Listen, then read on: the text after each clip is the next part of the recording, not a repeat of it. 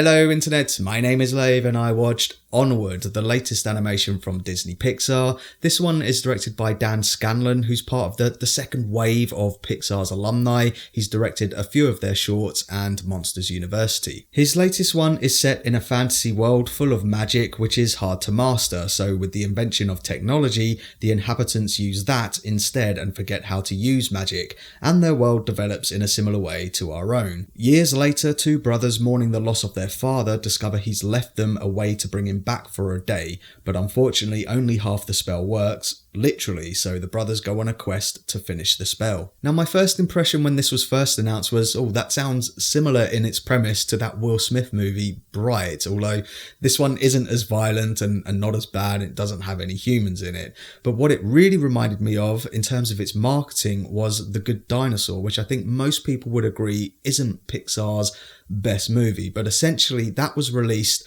on the basis of a funny joke which was ruined in the trailer. For those that don't remember, The Good Dinosaur questioned what if the asteroid that wiped out the dinosaurs never hit the Earth and things evolved without the asteroid hitting. This one imagines if magic was real and it's superseded by technology and elves evolved to use that instead. Which is a good idea, don't get me wrong, it just meant that when the film started, it didn't start with a bang for me because it felt like I'd already heard the joke and I was sitting through the setup again. Now this is Pixar we are talking about, so the craftsmanship on display is top notch from the character design to the world building, but a part of me did feel like this has been done before to this level of quality, like in DreamWorks' How to Train Your Dragon franchise, for example. It felt ever so slightly like a generic fantasy world. Now, I don't mean to sound like I was disappointed in the first two acts of this film, because I wasn't. I liked it. I thought it was good. I just wasn't completely enamoured with it like I am most of the time with Pixar films.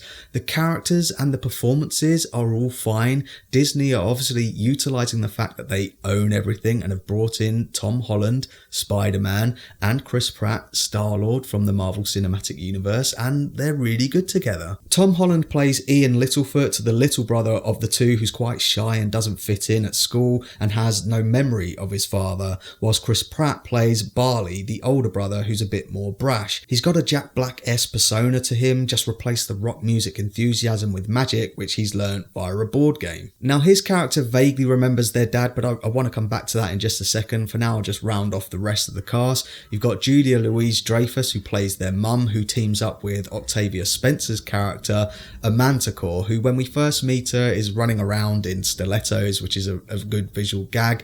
Those two essentially go on their own little quest and subplot to find the kids going on their quest.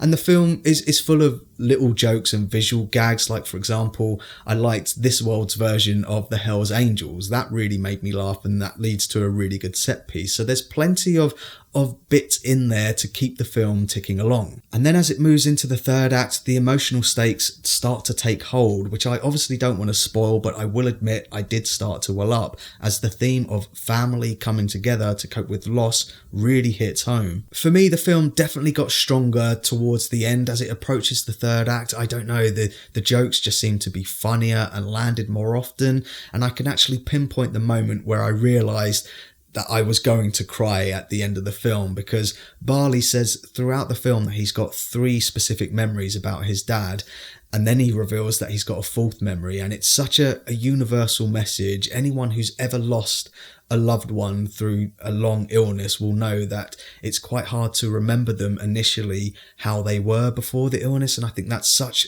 a universal message that everyone will get, and then the end actually happens and I was like, oh yeah, Pixar still got it. So that's my thoughts on Onward, and pause the video if you want to take a closer look at my enjoyment tracker now. That Disney Pixar magic gets there eventually. Everything before that is fine, it's solid, it's just not exceptional, and I think that's the problem with Pixar films. You go into every one of their movies expecting it to be exceptional, and it's a solid entry from them, and I'm sure that kids will still enjoy this one. But let me know what you thought if you've seen it down in the comments, and as always, thanks very much for watching this review. I really do appreciate it. If you can, give it a like and don't forget to share the Lave.